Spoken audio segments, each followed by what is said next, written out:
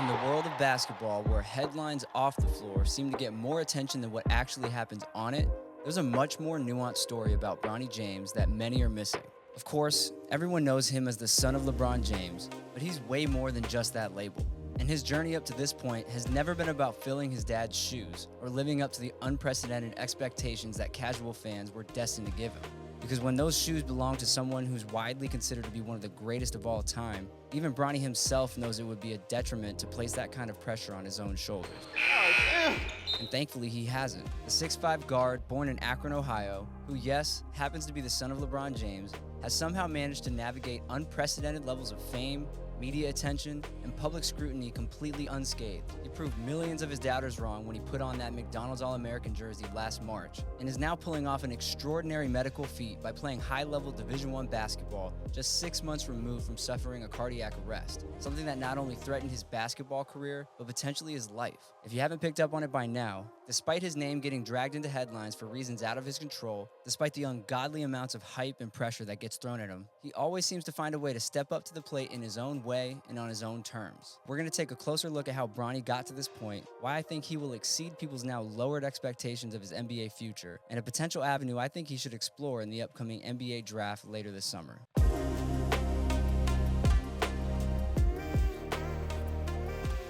From the moment Bronny James first stepped foot on the basketball court, the weight of expectations from basketball fans around the world was apparent. Being the son of LeBron James meant that every move, every play, and every decision was under heightened scrutiny.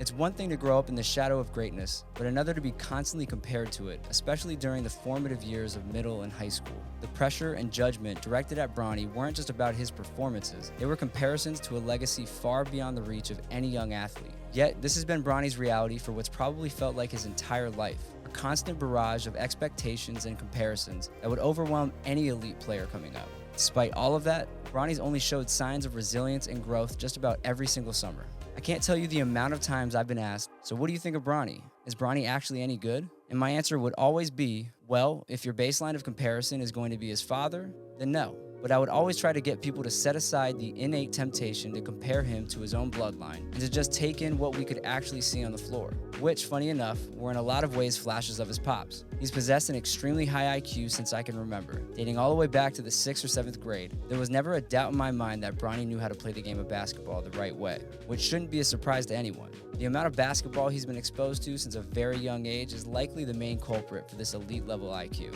Now, it's one thing to possess that elevated knowledge of the game, but it's a whole other thing to actually use it effectively, and he did. With that high level IQ, Bronny showed great signs of being a gifted passer as well, and not just in a flashy sense. While he was capable of throwing a sweet dime, it was the simple ones that were the most impressive, making the easy pass or the extra pass, and that stuck out to me in the first few times I got a chance to watch him play.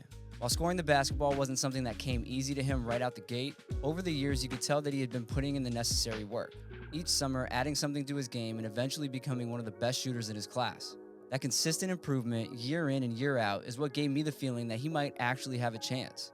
Not to surpass or even meet his dad's damn near unattainable accomplishments, but a chance to be the first son of a perennial superstar that goes on to create their own legacy at the highest level. And when I say that isn't to downplay or diminish the achievements of those that came before him. Marcus and Jeffrey Jordan, Sharif and Shaquille O'Neal, and even Zaire Wade. They have all gone on to create their own names and legacies, both on and off the court, whether it's through business or playing at the collegiate level and even some professional. However, what Bronny is on the verge of doing would be different, putting him in a category of his own when it comes to the offspring of players in the all-time player discussions. Fast forward to this past summer, and news breaks that Bronny collapsed during a workout with USC.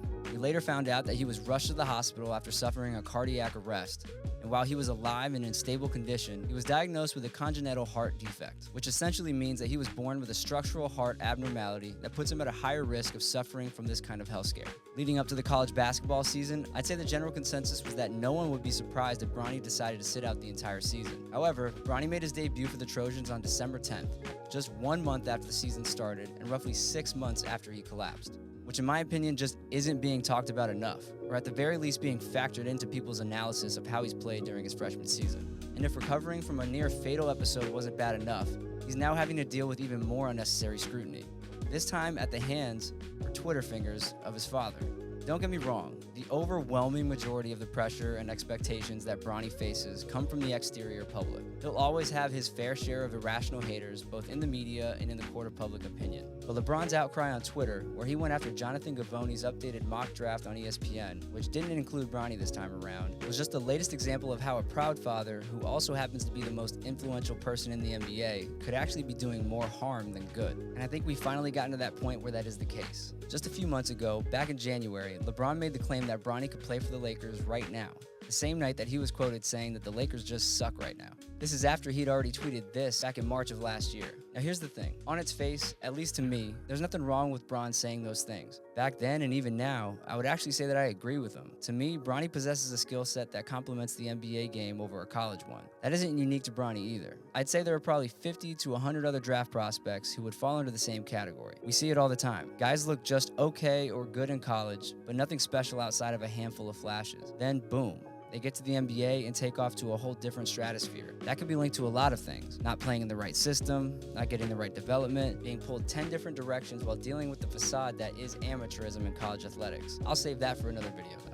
What I am getting at is, LeBron's tweets and feelings of how Bronny could be playing in the NBA over a year ago could both be 100% true or completely false. The actual answer doesn't matter here. What actually matters is that he believed those things when he said it. And if he did believe those things, which I feel confident in saying that he did, then he shouldn't be switching up his tune and playing the whole let the kid be a kid card when Bronny's name gets left off of a mock draft. Because you were the one making those claims, drawing that attention and placing that pressure squarely on Bronny's shoulders, not the media or an NBA draft analyst whose whole job is to create an updated mock draft as the season unfolds. Stephen A. Smith did a great job articulating this point on First Take last week.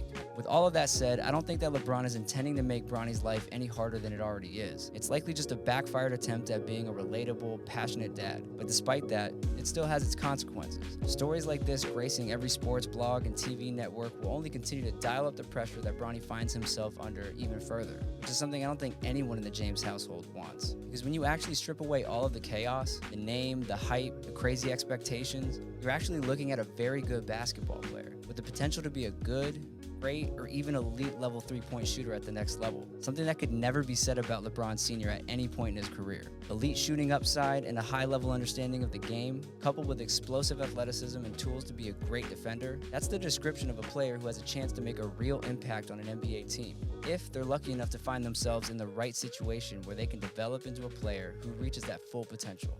Which leads me to a theory. One that would help assure that Bronny finds himself in a situation like the one I just described. And just this weekend, Clutch Sports' Rich Paul hinted at something kind of similar.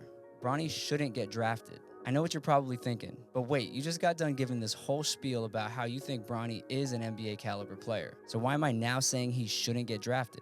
That's because I'm really saying that Bronny shouldn't want to get drafted. And right now, with all the hoopla in the media, it's looking more and more like that's the consensus opinion anyway. Think about it. There's virtually zero incentive for Bronny to go back to school, develop a little more, and then come out in next year's draft. Why? So we can get drafted by a mediocre to bad team with no winning culture and a subpar development program? Call me crazy, but I don't really see LeBron wanting to go team up with Bronny in the majority of the markets who would be finding themselves picking in the lottery over the next 2 years. We all know that LeBron is all about the narrative. Whether we like it or not, that storyline probably is happening, and it's not a matter of if, but a matter of when and where.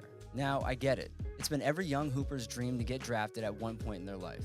And I do totally get it if Bronny wants to fulfill that dream. All I'm trying to do is point out that Bronny is in a very unique position where he doesn't need to prioritize getting picked the highest, or even picked at all for that matter. The contract he goes on to sign for his rookie deal might pale in comparison to the Nike deal he just inked while playing for the Trojans this year. And I can hear the outrage already. People crying about how that isn't fair, that he only gets afforded these luxuries because of his dad, the claims of nepotism, yada yada yada. So what? He didn't choose where he'd be born and who he'd be born to, but what he did choose to do was pick up a basketball and go on this long, tumultuous, thankless, unrelenting journey of following in the footsteps of his old man and decided to try and create his own legacy, without ever seeming to give a single damn about how it would stack up or the way it would be perceived by others. He's actively choosing to continue doing something most people would have given up on a long time ago. The fact that Bronny could have stopped playing basketball about 5 years ago and wouldn't have had to worry about a single thing financially just shows me that him and I have something in common. We just fucking love basketball, and I respect the hell out of that. So if he did decide to game the system in an attempt to ensure that he lands with a team that has his best interest at heart and feels he has the best chance to develop with, then more power to him. Because there are more people in the league today playing just for the paycheck than you think. And honestly, who can blame them? I know I'm not. But when there's an opportunity to root for someone who appears to be operating with a love for the game, a desire to leave their own legacy, and has repeatedly shown signs of growth and resilience, I'm going to take it. At the end of the day, Bronny being compared to his father was always going to happen. It was inevitable. However, people shouldn't allow the comparison to rob them of the ability to view, judge, and appreciate Bronny as an individual. He's overcome a lot to get here, and he'll have to push through even more if he wants to reach the places he ultimately intends to be. But if I've learned anything about him over the years of filming him up close or watching from afar, he's always up for the challenge.